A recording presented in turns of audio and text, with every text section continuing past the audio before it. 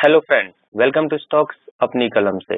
जैसा कि आप लोग ने थंबनेल में देखा होगा, आज हम यहाँ पर एक future monopoly mid cap stock discuss करने वाले हैं, जिसका नाम है CDSL, central depository services India limited.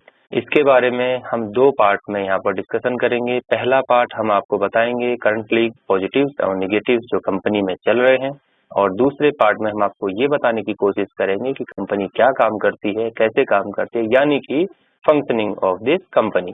अभी आप ये समझिए कि ये स्टॉक आने वाली नई जनरेशन के साथ साथ आगे बढ़ता चला जाएगा। ये एक ऐसा मोनोपोली स्टॉक है कि इस फील्ड में किसी दूसरे प्लेयर की एंट्री लेना इतना आसान काम भी नहीं है।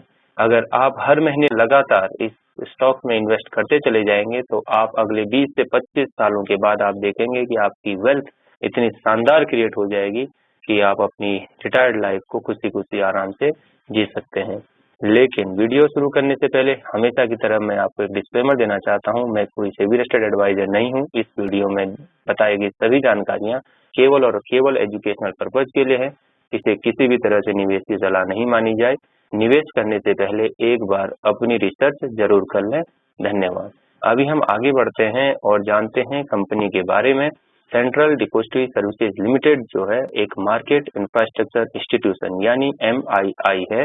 ये कैपिटल मार्केट स्ट्रक्चर जो कि सर्विसेज प्रोवाइड करती है मार्केट पार्टिसिपेंट्स को, यानी exchanges, clearing corporation, depository participant यानी DPs, इश्यूअर एंड इन्वेस्टर्स। ये डीमैटेरियलाइज्ड रूप में सिक्योरिटीज को रखने के लिए एक सुविधा प्रदाता है और सिक्योरिटीज ट्रांजैक्शन के लेन देन, यानी आप मानिए कि ये लेन देन करने के लिए एक इनेबलर का काम करती है, सक्षम करता है। अभी इसके कामकाज के बारे में डिटेल डिस्कशन हम दूसरे पार्ट में करेंगे। वहां आपको हम बेसिक से लेकर सारी चीजें समझाने की पूरी कोशिश करेंगे। अभी हम ऐसा क्यों कह रहे हैं कि CDSL जो है एक न्यू जनरेशन स्टॉक है, उसको समझने के लिए आपको देखना होगा बिजनेस स्टैंडर्ड 18 फरवरी 2023 को छपी हुई न्यूज को, जिसमें ये बताया गया कि CDSL demat tally tops 80 million, overall counts crosses 111 यानी 111 मिलियन। इस न्यूज की कुछ खास बातें मैं आपको बताना चाहता हूं। इसमें बताया गया है central depository services India CDSL देश में खातों की सबसे बड़ी डिपॉजिटरी में खोले गए डीमेट खातों की संख्या 80 मिलियन के आंकड़े को पार कर गई है। इससे आपको ये देखने को मिलेगा कि कैसे लोगों की जो बेसिक जो सेविंग जो लोगों की सोच थी वो धीरे धीरे अभी मार्केट की तरफ आने लगी है। जो डीमेट खातों की संख्या CDSL में ओपन हुई है वो करीब 80 मिलियन के आंकड़े के पास पहुंच गई है, और जो टोटल अभी जो डीमेट अकाउंट्स इंडिया में ओपन हुए वो 111 मिलियन हो गए हैं। इसमें 31 मिलियन जो डीमेट अकाउंट है वो NSDL के भी इंक्लूडेड हैं। आपको ये मैं बता देना चाहता हूँ, NSDL जो डिपॉजिटरी है वो अभी लिस्टेड नहीं है। इस बीच कुल डीमेट खातों की संख्या जनवरी के अंत तक 111 मिलियन 111 मिलियन को पार कर गई। 100 मिलियन माइलस्टोन को पार करने के 5 महीने के बाद ही एकदम से 11 मिलियन यहाँ पर आपको नए डीमेट खाते देखने को मिल रहे हैं। CDSL के प्रबंध निवेशक और मुख्य कार्यकारी अधिकारी निहाल वोरा ने कहा है कि विभिन्न राज्यों और केंद्र शासित प्रदेशों में भारी संख्या में निवेशकों ने विकास में योगदान दिया है। अभी आप देखेंगे NSDL में पिछले महीने के अंत में 31 मिलियन खाते थे, उसके पास 321 ट्रिलियन रुपए की संपत्ति थी, जबकि दूसरी तरफ CDSL के पास 40 ट्रिलियन का AUC था, यानी कि जो संपत्ति थी वो CDSL के पास 40 ट्रिलियन रुपए की थी। पिछले 6 माह में प्रति माह औसतन 2 मिलियन डीमेट खाते जोड़े गए हैं, यानी कि हर महीने में करीब करीब 2 मिलियन डीमेट खाते अभी खोले जा रहे हैं। केवल जनवरी में ही 2.2 मिलियन खाते जोड़े गए, जो अगस्त 2022 के बाद सबसे अधिक है। इक्विटी बाजारों में उथल पुथल होने के बावजूद भी यहाँ पर डीमेट खातों की संख्या लगातार बढ़ रही है। तो आपने इस न्यूज के बारे में आपने देखा कि कैसे धीरे धीरे लोग इक्विटी मार्केट की तरफ को अपना रुख दिखा रहे हैं। धीरे धीरे लोग पुराने सेविंग के तरीकों से हटकर इक्विटी बाजारों की तरफ जाने की कोशिश कर रहे हैं। तो इसलिए हम आपको ये बता रहे थे कि ये जो स्टॉक है वो न्यू जनरेशन के साथ साथ आगे बढ़ता चला जाएगा। जैसे जैसे डीमेट खातों की संख्या CDSL में इंक्रीज होती जाएगी, वैसे वैसे CDSL प्रॉफिट जनरेट करेगा और आपका स्टॉक आपको अच्छा रिटर्न देते हुए नजर आएगा। अभी हम एक नजर डालते हैं CDSL के मार्केट कैप पर। तो मार्केट कैप 10,526 करोड़ का है। करंटली कंपनी 1007 पर ट्रेड कर रही है, जो कि अपने 52 वीक लो के आसपास में ट्रेड करती हुई नजर आ रही है। 52 वीक हाई कंपनी का 1606 रुपए का है। अगर स्टॉक पी की बात करें तो 36.3 है। इंडस्ट्री पी यहाँ पर 22.4 है, यानी कंपनी यहाँ पर ओवर वैल्यूड जरूर नजर आ रही है। दूसरा ओवर वैल्यूएशन चेक करने का दूसरा तरीका है, कंपनी का करंट प्राइस 1007 है और बुक वैल्यू यहाँ पर 103 है। तो आप देख सकते हैं करीब करीब 9.8 टाइम्स यहाँ पर ट्रेड करते हुए नजर आ रही है। कंपनी डिविडेंड यील्ड 1.49% का यहाँ पर प्रोवाइड करती है। फेस वैल्यू कंपनी का 10 है। कंपनी का आरओई और आरओसी दोनों ही शानदार है। आरओसी 41.4%, आरओई 31.6% है। इससे अधिक जानकारी हम आगे आपको पॉजिटिव्स और निगेटिव सेक्शन में देंगे। तो आगे बढ़ते हैं हम पॉजिटिव्स के ऊपर। तो आप स्क्रीन पर देख पा रहे होंगे कंपनी जो है effectively using its capital to generate profit, यानी कि अपने कैपिटल का सही इस्तेमाल कर पा रही है और आरओसी पिछले 2 सालों में लगातार इम्प्रूव होता हुआ दिखाई दे रहा है। अगर आप 10 सालों का आरओसी का एवरेज देखेंगे तो 25.7% है, 5 ईयर में 29.7%, 3 ईयर एवरेज 32.4% और करंट आरओसी आपको 41.4% यहाँ पर दिखाई देगा। दूसरा पॉजिटिव पॉइंट है effectively using share holders fund, यानी जो आप पैसा लगा रहे हैं उसका सही इस्तेमाल कंपनी कर पा रही है, जिसे देखने के लिए आपको आरओई देखना पड़ता है। तो हमने यहाँ पर आपको पिछले 10 सालों का एवरेज आरओई 19.4%, 5 ईयर्स का एवरेज आरओई 22.6%, 3 ईयर्स 24.9% और करंट आरओई 31.6% आपको स्क्रीन पर दिख रहा होगा। इसी तरह से तीसरा पॉजिटिव पॉइंट है efficient in managing asset to generate profit, ROA improving in last 2 years, यानी रिटर्न ऑन असेट्स यहाँ पर पिछले 2 सालों में ये भी इम्प्रूव होते हुए दिखाई दे रहे हैं। 5 सालों का एवरेज ROA यहाँ पर 18.2% और 3 सालों का 19.8% और करंट ROA की अगर आप बात करेंगे तो 25.9% यहाँ पर दिखाई दे रहा है। आपने तीनों पॉइंट देखे होंगे, ये बढ़ते हुए ही आपको नजर आ रहे हैं। आरओसी भी इंक्रीज हो रहा है, आरओई भी इंक्रीज हो रहा है और आरओए भी यहाँ पर इंक्रीज होता हुआ नजर आ रहा है। चौथा पॉजिटिव पॉइंट आता है कंपनी विद नो डेप्ट। कंपनी के ऊपर जो डेप्ट है वो 2.93 करोड़ का है, जो कि माइनर सा डेप्ट है। इसके बदले कंपनी के पास कैश इक्विवेलेंट 151 करोड़ के हैं और जो असेट्स हैं 1389 करोड़ के यहाँ पर दिखाई देते हैं। अभी हम 5वें पॉइंट के ऊपर आते हैं, strong cash generating ability from core business.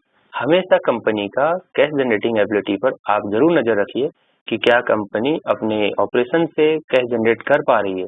तो आप देख पा रहे हैं मार्च 2020 में कंपनी ने 82 करोड़ का यहाँ पर ऑपरेशन से जो है कैश जनरेट किया था और मार्च 2021 में 193 करोड़ का, मार्च 2022 में 282 करोड़ का यहाँ पर कैश जनरेट किया था। और छठा इंपोर्टेंट पॉइंट आता है company able to generate net cash, improving net cash flow last 2 years. 2 सालों से आप देखेंगे नेट कैश फ्लो यहाँ पर इम्प्रूव होता हुआ नजर आ रहा है। मार्च 2020 में जहां पर माइनस में यहाँ पर 1 करोड़ का नेट कैश फ्लो था, वहीं मार्च 2021 में बढ़कर 38 करोड़, मार्च 2022 में बढ़कर 44 करोड़ यहाँ पर हो गया है। 7वां point, annual net profit improving for last 2 years. आप देखेंगे मार्च 2020 में जहां पर एनुअल नेट प्रॉफिट 107 करोड़ का था, मार्च 2021 में ये बढ़कर 201 करोड़ हो गया और मार्च 2022 में ये बढ़कर 312 करोड़ तक पहुंच गया है। इसी तरह से बुक वैल्यू पर शेयर जो है पिछले 2 सालों से लगातार इम्प्रूव होती हुई नजर आ रही है। अगर आप 3 साल पहले बुक वैल्यू की बात करें तो 69.3 रुपीज पर थी, प्रीसीडिंग ईयर्स में 83.9 रुपीज पर थी और करंट बुक वैल्यू जो अभी चल रही है 103 रुपीज यहाँ पर चल रही है। अभी हम अगला पॉइंट आपको बताएंगे कंपनी के sales growth, profit growth, stock price CAGR और ROE का चार्ट की मदद से। आप देखिए यहाँ पर कंपनी का जो सेल्स ग्रोथ है लगातार इंक्रीज होता हुआ आपको दिख रहा है, ट्रेलिंग 12 मंथ को अगर छोड़ दिया जाए। और कंपाउंडेड प्रॉफिट ग्रोथ को आप देखेंगे तो 20% 10 सालों में, 5% 29 सालों में, 3 सालों में 40% ये बढ़ता हुआ आपको नजर आ रहा है। इसी तरह से स्टॉक प्राइस भी अच्छा खासा इंक्रीज होता हुआ नजर आ रहा है अगर पिछले 1 साल को अगर छोड़ दिया जाए तो। रिटर्न ऑन इक्विटी यानी ROE जैसा हमने पीछे आपको बताया इंक्रीज होता हुआ नजर आ रहा है। अगला इंपॉर्टेंट पॉइंट आता है number of mutual fund schemes increase from 10 to 11 इन दिसंबर 2022 के क्वार्टर में म्यूचुअल फंड स्कीम जो है इंक्रीज होती हुई नजर आ रही है। कंपनी का कोई भी प्रमोटर होल्डिंग यहाँ पर प्लेज नहीं है, 20% यहाँ पर कंपनी की प्रमोटर होल्डिंग है जिसमें से प्लेज्ड नील है। FIIs और FPIs जो इंस्टीट्यूशन होल्डिंग्स हैं वो इंक्रीज करते हुए नजर आ रहे हैं। जून 2022 में जहां 8.59% की यहाँ पर शेयर होल्डिंग थी, वहीं सितंबर 22 में 8.47 घटकर हो गई थी, लेकिन दिसंबर 2022 के क्वार्टर में यहाँ पर बढ़ती हुई नजर आ रही है 8.65%। यहाँ तक हमने कुछ पॉजिटिव्स डिस्कस किए। ये सभी पॉजिटिव्स और नेगेटिव्स हम करंट रिजल्ट के हिसाब से आपसे डिस्कस कर रहे हैं। जैसे जैसे रिजल्ट आता जाएगा हम अगले वीडियो से आपको करंट पॉजिटिव नेगेटिव्स के अपडेट देते रहेंगे। अभी हम नेगेटिव्स के ऊपर आ जाते हैं। तो आप देखेंगे पहला point, mutual fund decrease their share holding last quarter. जहां आपने देखा है FIIs और FPIs वहां इंक्रीज कर रहे थे होल्डिंग, यहाँ सितंबर 22 के क्वार्टर में जहां 7.44% म्यूचुअल फंड की होल्डिंग थी, वहीं दिसंबर 2022 में माइनस से कम होकर 7.39% हो गई है। रिसेंट रिजल्ट यानी दिसंबर 2022 क्वार्टर की बात करें तो रिवेन्यू में क्वार्टर ऑन क्वार्टर और ईयर ऑन ईयर डिक्लाइन देखा गया है। ऑपरेटिंग प्रॉफिट मार्जिन में क्वार्टर ऑन क्वार्टर और ईयर ऑन ईयर यहाँ पर डिक्लाइन देखा गया है। नेट प्रॉफिट और नेट प्रॉफिट मार्जिन में quarter on quarter year on year यहाँ पर डिक्लाइन देखा गया है, जो कि इस क्वार्टर के लिए निगेटिव पॉइंट है। अब आप इसको एक क्वार्टरली रिजल्ट के ग्राफ से समझिए। आपके सामने स्क्रीन पर एक रिजल्ट पब्लिश हो रहा है। आप देखिए यहाँ पर सितंबर 2022 में यहाँ पर कंपनी की सेल्स 149 करोड़ थी, जो घटकर 141 करोड़ होगी। अगर सेम क्वार्टर को पिछले साल के सेम क्वार्टर से आप कंपेयर करेंगे तो दिसंबर 2021 में जहाँ पर सेल 152 करोड़ थी, दिसंबर 2022 में वो घटकर 141 करोड़ हो गई है। इसी तरह से आप operating profit margin, profit before tax और नेट प्रॉफिट पर भी एक नजर डाल सकते हैं। अभी हम वीडियो में आगे बढ़ते हैं। आप देखते हैं तीसरा पॉइंट, कंपनी जो है अभी अपने 52 वीक लो के आसपास में ट्रेड करती हुई नजर आ रही है। कंपनी ने जहां 52 वीक हाई 1606 का टच किया था, वहीं 52 वीक लो 980 रुपए है। अभी करंटली कंपनी 1007 रुपए में यहाँ पर ट्रेड करती हुई नजर आ रही है। चौथा यहाँ पर निगेटिव पॉइंट हमें जो नजर आता है वह stock is trading at 9.79 times it's book value, यानी कि जो हमने आपको पहले बताया था कि 9.8 टाइम्स लगभग बुक वैल्यू से ऊपर ट्रेड करती हुई नजर आ रही है। कंपनी का करंट प्राइस 1007 है, लेकिन कंपनी का जो बुक वैल्यू है वो 103 रुपए है। अभी हम इन सभी आंकड़ों को एक ग्राफ की मदद से समझने की कोशिश करेंगे। आपको चित्र हम स्क्रीन पर दिखाएंगे, आप उसकी मदद से समझने की कोशिश करेंगे। आपको पहला जो चित्र दिखाई दे रहा होगा वो है रिवेन्यू का। आप देख पा रहे होंगे जून 2022 में जहां रिवेन्यू 140 करोड़ का था, वो बढ़कर सितंबर 2022 में 149 करोड़ हुआ, लेकिन दिसंबर 2022 में वो घटकर 141 करोड़ पर आता हुआ नजर आ रहा है। लास्ट क्वार्टर में यहाँ पर डिक्लाइन देखा गया है। इसी तरह से प्रॉफिट में भी लास्ट क्वार्टर में यहाँ पर डिक्लाइन देखा गया है। 80.41 करोड़ से 74.64 करोड़ पर यहाँ पर प्रॉफिट पहुंचा हुआ दिख रहा है। इसी तरह से शेयर होल्डिंग पैटर्न का आपको यहाँ पर ग्राफ दिख रहा होगा। ये प्रमोटर होल्डिंग का आपको ग्राफ दिख रहा है। लेफ्ट साइड में आपको जो समरी है, लेफ्ट साइड में आपको सभी प्रमोटर, FIIs, DIs, पब्लिक की होल्डिंग आपको दिखाई दे रही है, और राइट साइड में हम एक एक करके आपको सभी तरह की होल्डिंग्स आपको दिखाने की कोशिश करेंगे। प्रमोटर होल्डिंग आप देख रहे होंगे 20% पर यहाँ पर कंटिन्यू दिखाई दे रही है। FIIs होल्डिंग पर आप नजर डालिए। यहाँ पर FIIs की होल्डिंग पिछले 2 क्वार्टरों में, जहां पर जून 2022 में 8.59 से घटकर 8.47 हुई थी, वहीं दिसंबर 2022 में ये बढ़कर 8.65 हो गई। इसी तरह से DIs होल्डिंग लास्ट क्वार्टर से कम होती हुई यहाँ पर नजर आ रही है। 26.13 से 25.64 यहाँ पर हो गई है, और पब्लिक होल्डिंग यहाँ पर माइनस से लगातार 3 क्वार्टरों से इंक्रीज होती हुई नजर आ रही है, जो कि 45.31 जून 2022 के क्वार्टर में थी, वो दिसंबर 2022 में बढ़कर 45.72 तक पहुंच गई है। तो यहाँ तक हमने कुछ पॉजिटिव्स और नेगेटिव्स आपको समझाने की कोशिश की। अब हम वीडियो के कंक्लूजन की तरफ बढ़ते हैं। जैसा कि हमने आपको वीडियो की शुरुआत में बताया था, कंपनी नई पीढ़ी के साथ साथ आपको आगे बढ़ती हुई दिखाई देगी। कंपनी का ROE और ROC लगातार सुधार होता हुआ दिख रहा है। कंपनी अपनी कोर एक्टिविटी से यहाँ पर कैश जनरेट कर पा रही है। एक बात हम आपको यह बताना चाहते हैं कि अगर आप लंबी अवधि यानी 10 साल या 20 साल के लिए इन्वेस्ट कर रहे हैं तो आप हर दिन ग्राफ और किसी टारगेट की तरफ देखना कोई समझदारी की बात नहीं है, जिससे आपको सिर्फ एक डर ही लगेगा। अभी कंपनी पर नजर डालें तो कंपनी में FIIs की हिस्सेदारी धीरे धीरे बढ़ रही है और DIs की हिस्सेदारी घट रही है। एक तरफ जहां DIIs शेयर बेचते हैं तो दूसरी तरफ FIIs जो है शेयर खरीदते हुए नजर आ रहे हैं। साथ ही में हमें पब्लिक होल्डिंग पर भी ध्यान देने की बहुत जरूरत होती है। तो आप पब्लिक होल्डिंग देखेंगे तो 3 तिमाहियों से माइनस की पब्लिक होल्डिंग यहाँ पर बढ़ती हुई नजर आ रही है।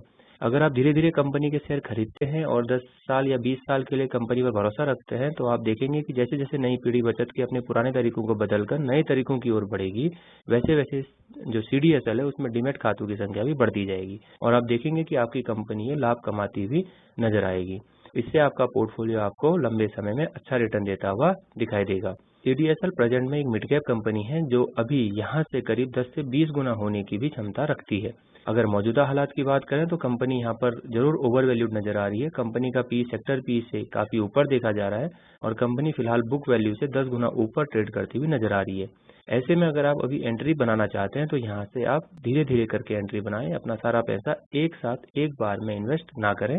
तो यहाँ तक हमने डिस्कस किया कंपनी के पॉजिटिव्स और नेगेटिव्स। अब हम अगली वीडियो में डिस्कस करेंगे कंपनी की ऑपरेटिंग एक्टिविटी के बारे में।